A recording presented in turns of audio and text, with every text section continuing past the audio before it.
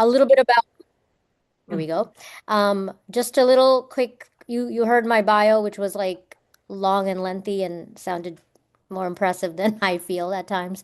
But I started as an educator, right? So I started as an educator a very long time ago, and over the years, I just was a practitioner. I kept doing what I was doing and was invited to move into supervisory positions and then management positions.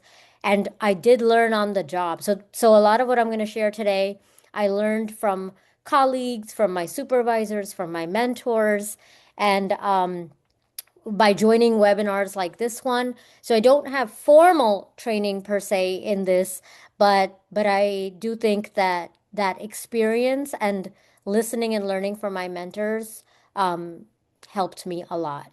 So today I'm going to use a case study of a project and a program that we have at AMNH. And this is one of many projects, but it's a good one for this particular uh, topic because it's a complicated one. And you know what I'm going to share, maybe you're in your museums, you're not necessarily having a similar kind of program, but maybe we'll find that there are elements that are similar. So this particular one is a program that we have had for more than 20 years. And so, because it's old, the program design that was developed more than 20 years ago kind of stayed steady for a very, very long time. The budget that it was built on stayed steady and didn't really, change. When I came to the museum, which was 2011, the budget I was given for this, I was told, didn't change for a long time. Um, and the revenue that we earned from it was steady. So in this case, revenue means a few things. This is a program in which, at the time, we had middle schoolers apply as incoming sixth graders into a museum experience where they would come to the museum for 3 summer weeks and 18 Saturdays to engage in the AMNH science through coursework. And so they applied as incoming sixth graders. And then once they were in, they would be in it until 12th grade. So it was a 7 year program. And it had a whole scope and sequence that was in place, a very strong scope and sequence that brought the kids from introductory experiences into opportunities to do scientific research at the museum with experienced educators and scientists. And a lot of people in this entire session today led this program, worked on this program. So I can't tell who's in this particular Zoom room, but you might actually be in the Zoom room. So forgive me if you're like, hey, that's not what happened. This is my sense of what happened. So it was a hugely successful program. Um, when it was started, it was free for people because we have an endowment for the program. And we took 20 or 20 to 24 students from New York City as incoming sixth graders. But in 2008, after all of that recession and all of that, we ended up shifting it to a blended tuition program, which meant that some students paid for it and some students received a scholarship based on their family's household income. But revenue can mean tuition, but it can also mean endowment. It can mean gifts by individuals, foundations. So I just wanted to say that out loud. Okay. So, what else did I wanted to say? Um, the the activity of so when I put this out there, right, to you all, and let me see if I could see chat. I'm wondering if you can put in the chat or just call out even like when you see these ideas, program design essentially steady, but budget steady for a long time. What does it elicit for you? Does it like Um, does it give you pause? Does it give you uh, emotion? What emotions come up for you?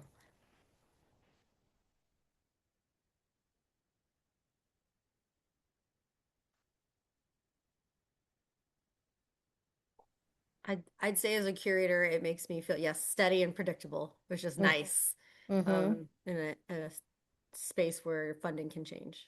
Mm-hmm. Yep. Sustainable, thank you. Yep. Resistant to change. Yep.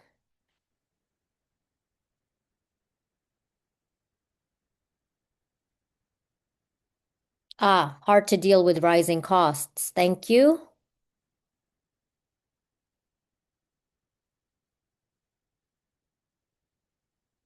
Mm-hmm. Yeah. Right. Like there's that interesting balance of like steady is great, but then how do you deal with changes? Right. And this is a program that the other reason I wanted to use it as a case study is that it's completely mission based. This is a if there's anything you want to call a mission based program, it's this one. It had full buy-in from all involved, and yet we needed to look at these ideas, the budgets, the numbers around it. Right. Okay, so let me move us to the next slide. Okay, so advancing, hold on. Okay, so yeah, so it turns out, when I came in and we looked at this project from a numbers perspective, we said we need to look at this uh, carefully because we're not breaking even. So when we looked at, we built a budget, a realistic budget. And what does that mean? Like it means really including all the costs because the budget we had was not taking into account all of the staff time that was going into it. So we really had to make a concrete, and this was not easy because there was a little bit of resistance in practice at the time to looking at the true staff costs. And how do you even, it wasn't like all the staff that were working on it were only working on this one project. So how do you break up the percents? What percent of time is for planning? What percent of time is for teaching? And all of that, right? So we had to do a lot of that uh, plotting. So so then we we realized we weren't breaking even. We realized that some of the participants were sharing that they were not getting what they need. We were hearing from the families. And by that, we meant like some of the curricular topics maybe were not ones that the families wanted, or it was a little bit like too similar to school in some cases. Some of the staff were starting to feel like not that excited by teaching a particular curriculum. They were feeling like it was a little same oldish, or maybe actually that the science had changed and we were not, in all cases, ahead of the game or current with our work. Um, and some of the other areas that we were noticing was that we were sort of working in silos of ice and isolations, like we were not looking at citywide initiatives. We had a very strong college readiness program, but at when I first got there, maybe we were what I noticed we were not looking at the trends and what colleges were looking for, and some of the funding directions. What were some of the foundations and all interested in funding? We were not finding ourselves a match for that. And may I say, this was all way before the pandemic, right? So not way before, but like 2 or 3 years before the pandemic. And so I just wanted to point out that this was an exercise we started before the pandemic. Okay, so let's see. Moving ahead. So what we did then was we did make that realistic budget. We looked at all the kind of revenues. We created a profit and loss statement. And then we cried a little bit. And the reason we cried was we were like, wow, what do we do here?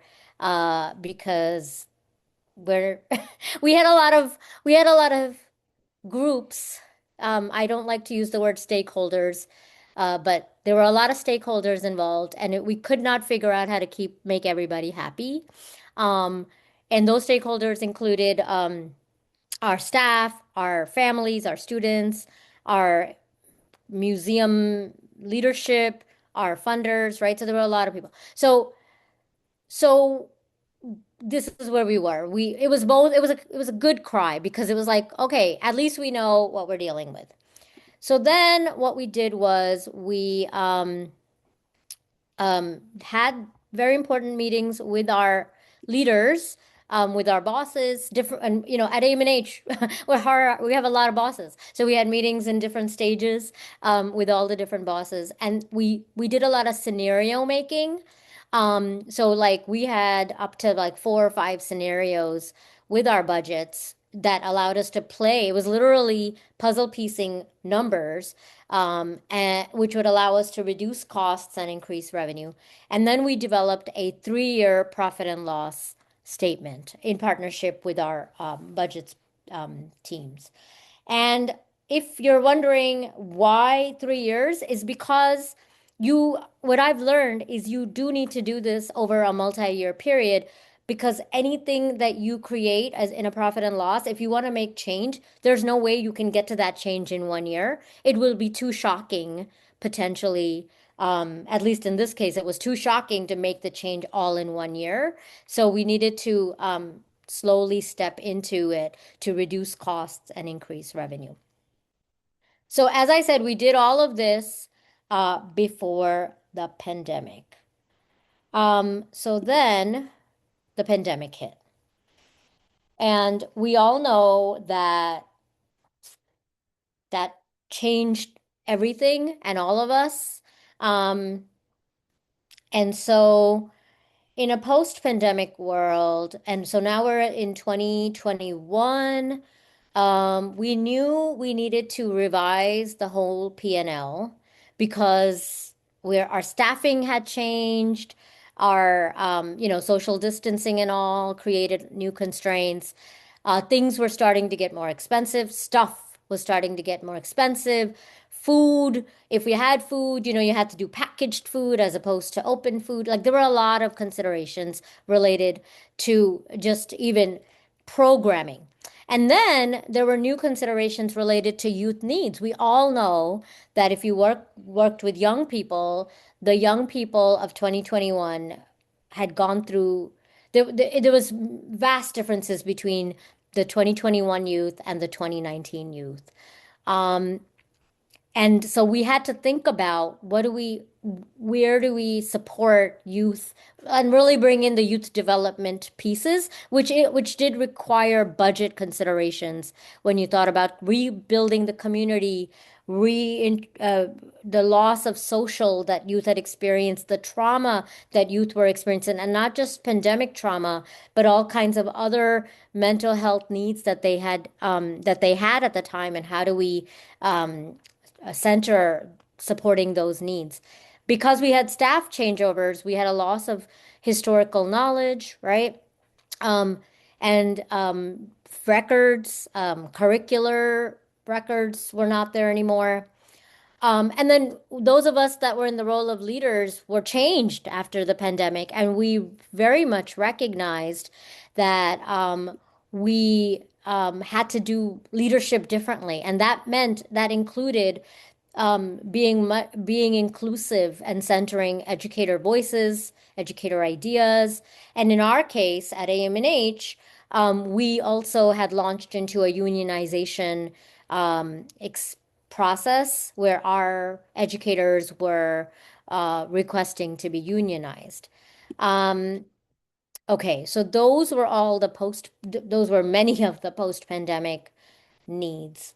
Um, let's see. So this time, as we thought about our budgets and our recreating of the P&Ls, we had to take the time and do a lot of meetings with program staff and co-constructing the program changes. We had several town meetings with our families that were in the program, to understand their needs. And what I don't, yeah, and then we also then so then we drafted the P&L, but then we had to meet with the donors and those that endowed the program, who really always had high stakes in the program and had a lot to say about the program. And when we met with them, it wasn't one meeting, it was several meetings because those of you that know this program know that they have they feel very strongly about the program design. And so we had to listen to them. There was a lot of listening and a lot of going back to the drawing board and a lot of going back to the budget. So again, this is a budget meeting, but it was the budget and the program design and the needs of all involved were so interrelated. So I mean, it was months and months of meetings, and it was months and months of um, going. We talk to the donors, and then we go back and we talk to the program staff, and then we go back and talk to the parents and guardians, and we had to do it so carefully, right? Like so thoughtfully. Um, so then we did land on some final P&Ls that we felt like we could move ahead with. Okay, so then that was actually the easy part.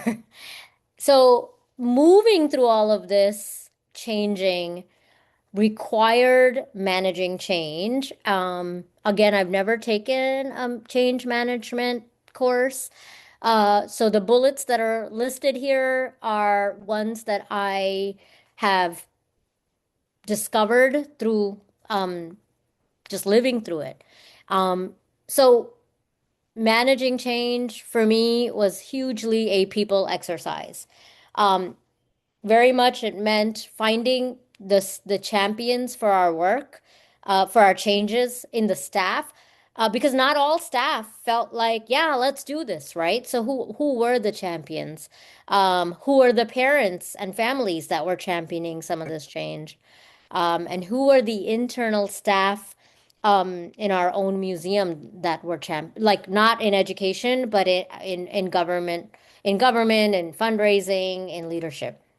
Um, and then with those champions, it meant really supporting and working through the individuals. What were they feeling? What were they resisting and listening and then addressing?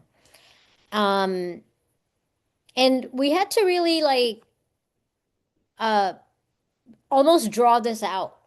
So, because if you, as a leader, I felt confused about which steps to take when. So it's all we had to like put it on a chart. First, we got to do this, then we got to do this, then we go back to this, and being humble. Like if we screwed up, if I screwed up, along the way, going back to those people and recognizing, say, oh, you know what? I thought about it, I slept on it, and I think you're right. So let me go back and rethink this a little bit. So it was about not yes, it was very emotional, but it was about not being reactive to one's emotions in the moment and really sleeping on ideas and taking that time. And then reminding, like, change was so hard, reminding everybody, why do we want to do this? So going back to that very first slide, right? Like reminding ourselves, because it was easy to give up. It was like, okay, you know what? Why are we messing with something that was kind of working anyway, right? But reminding ourselves why we wanted to move through these changes. Um,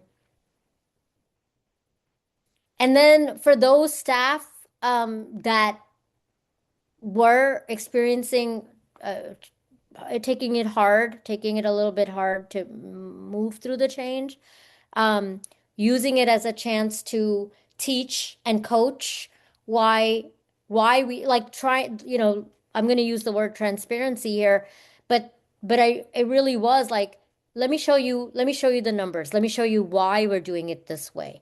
And using it as a professional development moment. And there was somebody in my leadership circle nationally where somebody said to me, when we were talking about trust and transparency, they had said to me, to the whole group, they had said, transparency is overrated, but trust is essential. And I really found that helpful because not as a leader, not everything can be transparent. So it was really about creating trust moments and then being transparent, of course, where possible, but creating trust that I'm doing, that my actions are really to move everybody along. Like there's nothing selfish about it. And that as a leader, I have to look at the entire picture and that this is another thing during the pandemic. For many of us, our programs stopped, paused, got killed.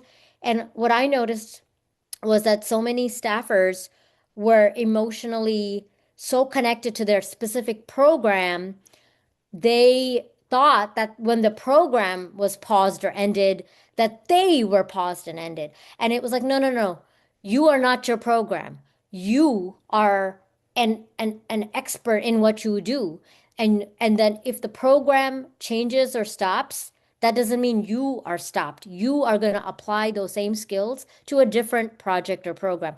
And that was nobody had ever said that, and I think I had a realization as well. So, so reminding staff, like, if we're changing things, it's not because they're doing anything wrong or that their identities are under scrutiny. Their identities are not linked to the way the program is or even that program. Their identities are linked to what they do, not how they do it. And then constantly, like I said, showing that humility, like, I am learning along the way. So this is my last slide. Our new P&L is underway, but already with the case study program, we're already seeing some changes that we have to make. We already are deciding, we already have meetings set up to tweak the P&Ls a little bit going forward. Um, so but the plan, the strategy we wanted to put out there is working. So we're seeing small successes, but we're also seeing new tweaks we need to make. Um, the why remains, right? And those of us working on this at the museum, have to keep reminding ourselves on the why, and then keep moving through the how flexibly. Um, Yes, it's an exercise of patience, humility, and humor. And I will say also that what we went through with this program taught us a lot, and we it gave us the confidence to try this with with maybe three other big projects that we have underway at the museum. I won't name them, but those of you that are in this Zoom call know what they might be. And I think you would see how we went through similar exercises and are still going through similar exercises for those programs as recent as last week, right? So I'm going to go ahead and stop sharing screen. I welcome questions and comments. And if you're like, that's a lot of hogwash, I don't believe anything you said, that's okay too. Um, and I do think I have a lot to learn from everything you're going to share. So please don't be shy. Thank you, Preeti. I just wanted to say I really appreciate knowing, having worked alongside the program that you're talking about here and alongside many of the people in this call as well. I think you do a nice job of like weaving through the ways that you can create nimbleness and responsiveness to community needs in an organization that is relatively difficult to move, but also highlighting just how difficult that work can be. So thank you for sharing that. And I do wonder, like, are any of you all struggling with similar kinds of challenges right now, trying to figure out where to take this work?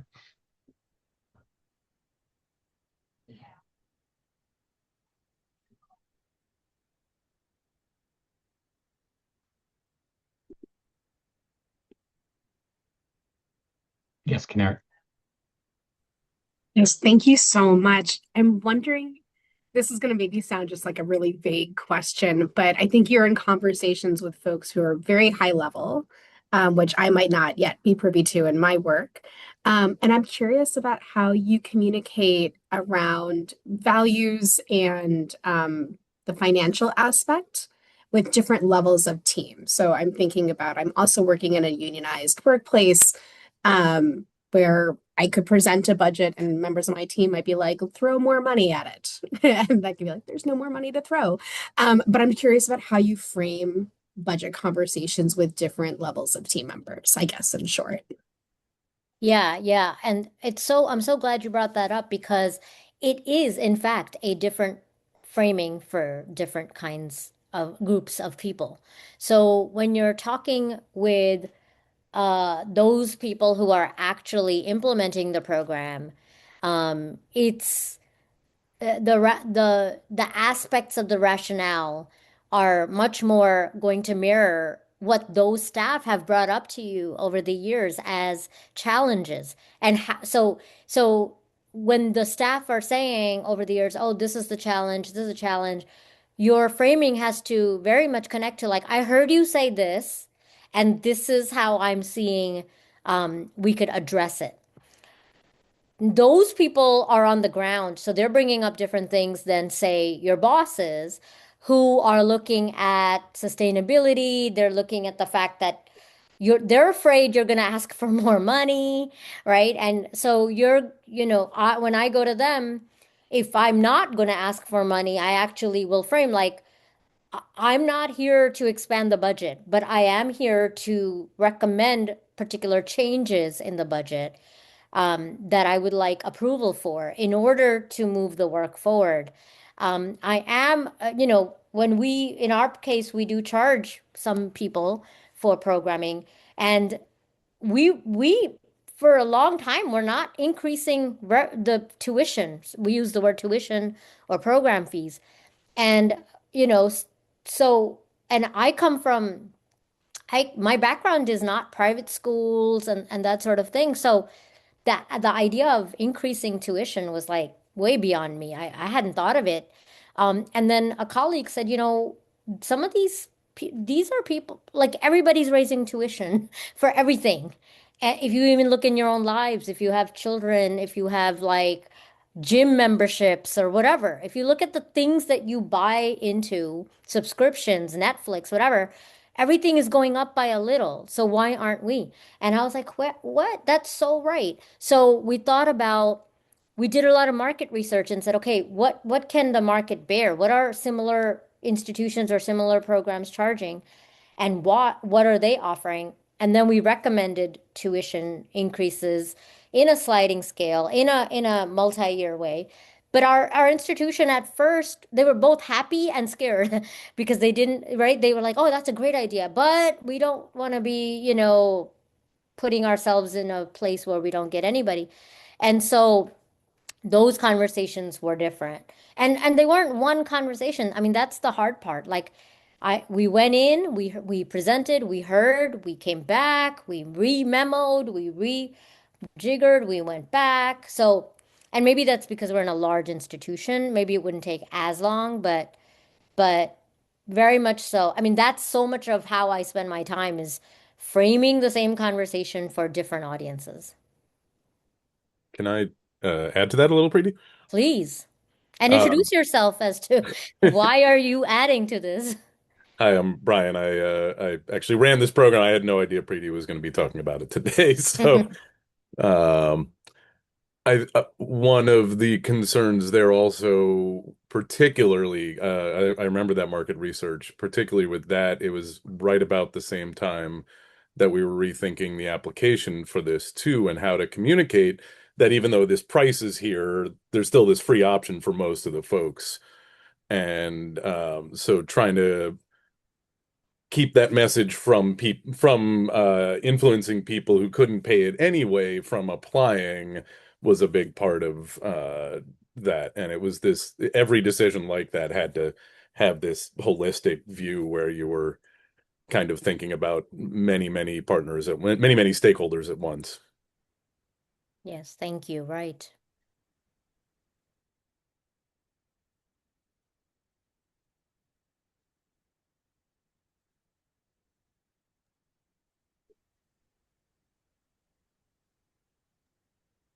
Stephanie? Hello. I was kind of curious. So, with a change this big, you mentioned having to, have conversations that trust was more important than transparency. And so when you are working with staff who are really questioning, why are we making these changes? We've always done it this way, or, and why are we raising prices? That can, what did you find was the best way to kind of address those concerns? Trust takes time. Um, it requires relationship building. Trust takes a very long time to build and 1 second to break.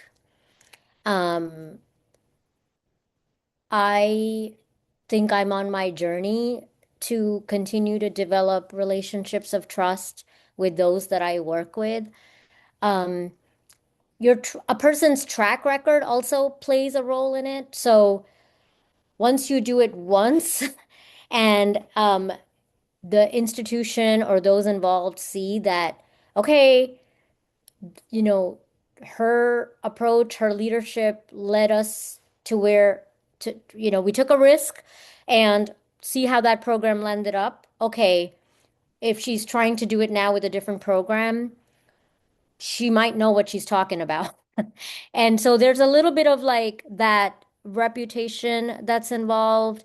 Um, I think for trust building, I I try to reveal my thought process. I try to reveal the math behind the final numbers.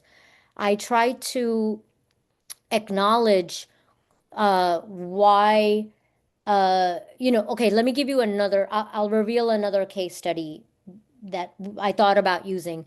So we have a summer program, which in many of the museums are called like summer camp programs, right? Ours are not called camps, but they're basically like the 1 week, 2 week thing that you would do for students who come to your museum based on your topic. So we've been running we called it Adventures in Science for a very long time. And it had a lot of problems in terms of when we opened the program, it became this like race of who could call the reservations office first and get in. And because we opened it to the members, um, they bought pretty much all the seats. So when we opened it up to the staff, I mean, not the staff, so the general public, um, there were very few seats for them to buy. Um, so this, we started this in August and we landed in way longer than I wanted, but we landed in early December and it went through the entire cycle that I just described, P&Ls and meeting, I mean everything, but it was all done in four months as opposed to many years. And we landed on, you know what? Let's just make this a membership only program. That was a huge deal for us to come to that decision. And it had pros and cons. You could imagine. You're going to take a program that's open to everybody and you're going to make it only for members. What? Okay. So you could, I don't have time to go through the pros and cons, but you can imagine it. And so there were a lot of different groups in the museum, um, and external to the museum who felt that this is creating exclusion, as opposed to inclusion, in that the general public can't participate in it. And also, we used to have slots set aside for low-income families where they could show their paperwork describing the low income, and then they didn't have to pay. But if you make a program, a membership only program, by default, you are not going to have low income families in that, right? Because now this is a membership program. So that is a huge thing that we went through just in the last month. And so I had to have a lot of hard conversations with a lot of well-meaning people about, yes, I hear you. This is now not an equity and inclusion program, but that's okay. It's a program that is for members. it doesn't mean we're not doing equity and inclusion work in other ways. And so, anyway, to give you example of hard conversations, um, the fact that I required and requested trust that I am not forgetting about those that cannot afford to be members was a key part of it. And being transparent, like, and not lying, like, you know what? Yeah, you're right. This is not an inclusion program anymore. I give you that, right?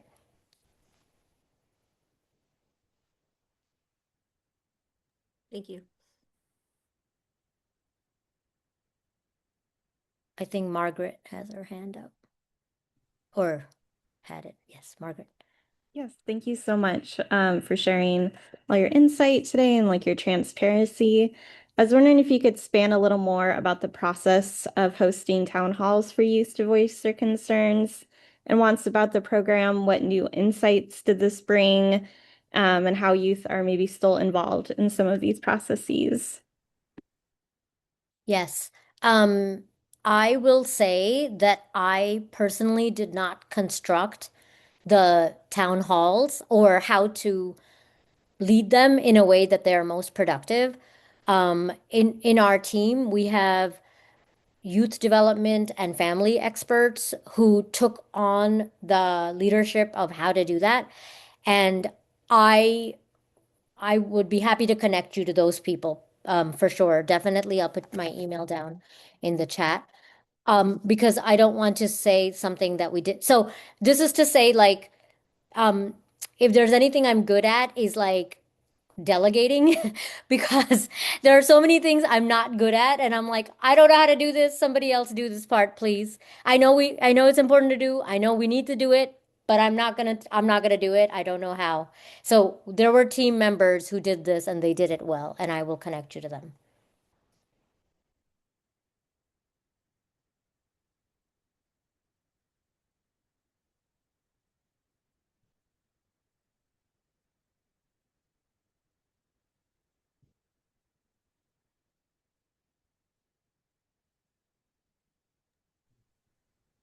I can just add on to something that you were saying earlier, Preeti. It's, when I started out at AMNH, I was, working for a program that invited everybody in, no cost. I was in the discovery room.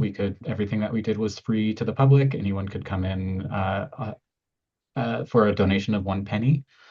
And then at some point in my career, I was asked to develop a program that is specifically for members at the highest level that the museum offers, like $6,000 a year for a family membership.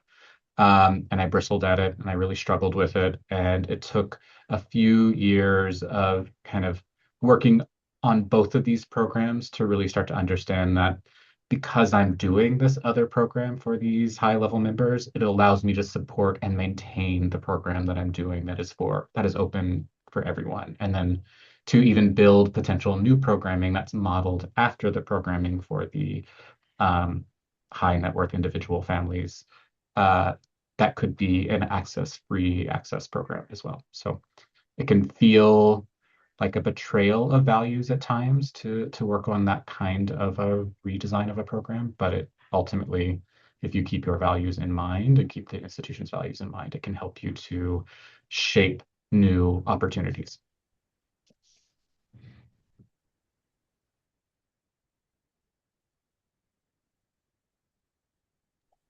Just similarly, the program Preeti was talking about, that was the 2008 change, I guess, Danny, that you're referring to, that we had to make that idea. We extended it. We involved some more of the museum also, and made this longer pipeline, and it led to some really fantastic things and unexpected things. But it also kept the program afloat as it grew in ways that were really important also. But it takes time in a program like that, and a program like Danny's also, that they both take a lot of time.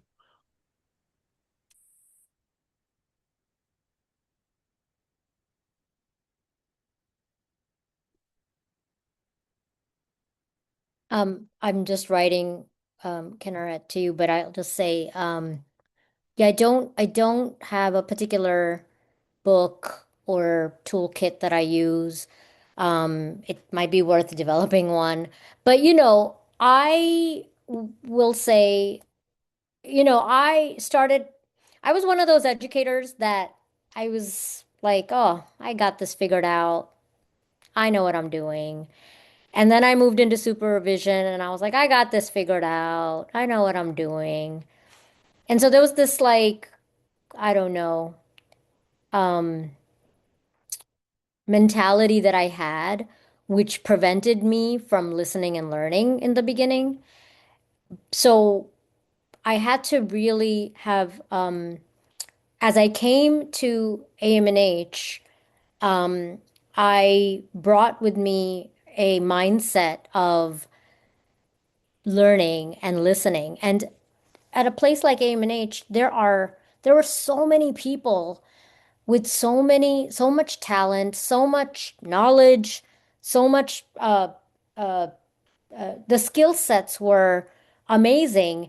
And but also like I didn't agree. Like when they brought up ideas, I didn't agree with them.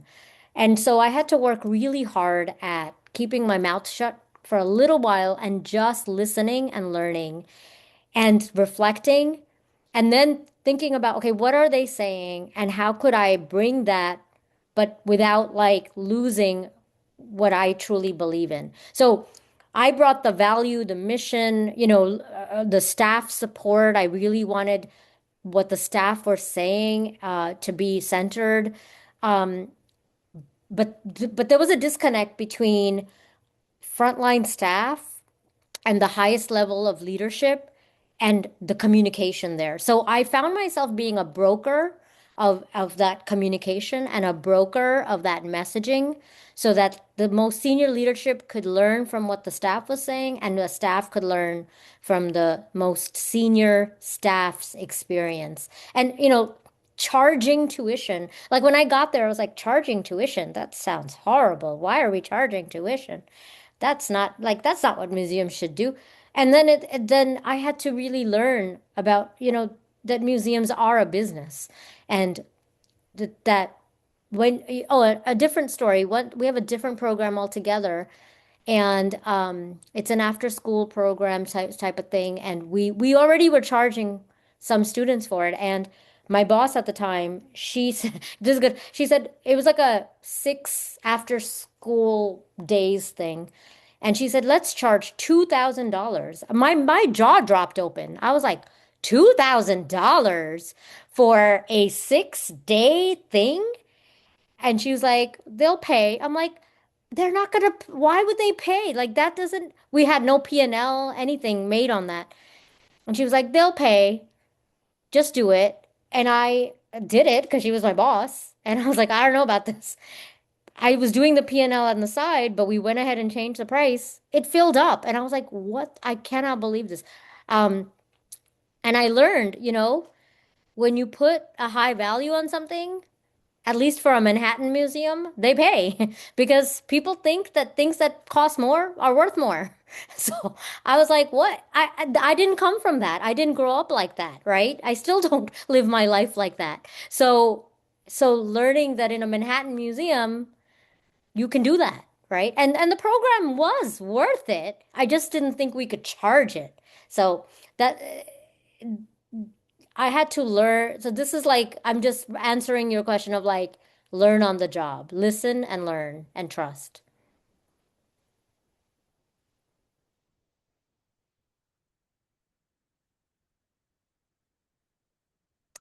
Danny, how are we doing on time? It looks like we are going to be closing this breakout room in about a minute, based on what I'm seeing on Slack from the other rooms. But if there are any final thoughts, oh, Here we go. exactly 1 minute. Any final thoughts from anyone or questions?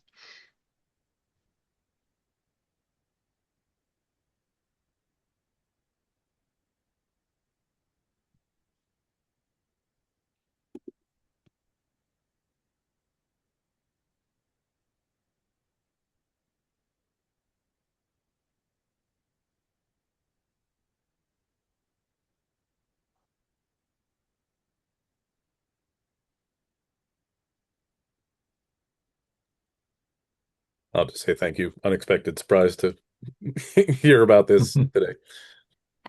Thanks, Brian. I would have chosen a different case study if I knew you were coming. Although it's still a good one. I mean, we both lived it together, so we know. Yeah, there's a lot that I learned from that too. See y'all.